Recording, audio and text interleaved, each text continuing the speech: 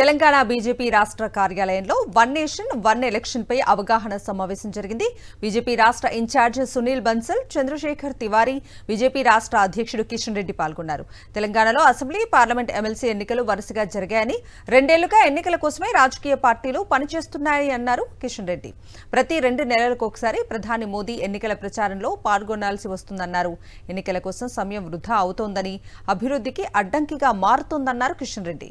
One nation one election అనేది BJP agenda కాదని, దేశ భవిష్యత్ ఎజెండా అన్నారు Kishan Reddy. One nation one election అనేటువంటిది ఈరోజు దేశవ్యాప్తంగా విస్తృతమైనటువంటి చర్చ జరుగుతూ ఉంది. ఈ యొక్క one nation one election leader ఎవరంటారు ఈరోజు మన దేశంలో జరగాల్సింది. తాజా ఉదాహరణ మనమే 2023లో అసెంబ్లీ ఎలక్షన్ సంబంధించినటువంటి యాక్టివిటీ ప్రారంభించాం. జనవరిలో అసెంబ్లీ ఎలక్షన్స్ అయిపోయినాయి లేదో పార్లమెంట్ ఎలక్షన్ సంబంధించిన యాక్టివిటీ ప్రారంభించాం. పార్లమెంట్ ఎలక్షన్స్ అయిపోయినాయి లేదో ఎమ్మెల్సీ ఎలక్షన్స్ కోసం పనిచేసాం. ఎమ్మెల్యేస్ ఎలక్షన్స్ పనిపోకముందే మళ్ళీ లోకల్ బాడీ ఎలక్షన్స్ పనిచేస్తాం.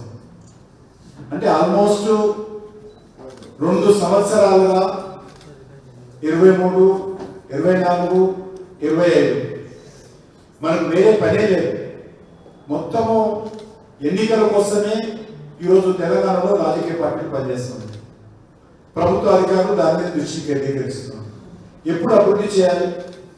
ప్రధానమంత్రి గారు చూస్తూ ఉన్నాం, ప్రతి 2 నెలలకు ఒకసారి ఎన్నికల ప్రచారం కోసం 10 రోజులు 15 రోజులు పోతుంది. ప్రధానమంత్రి గారు సమయం ఎంత విలువలేదో మనకు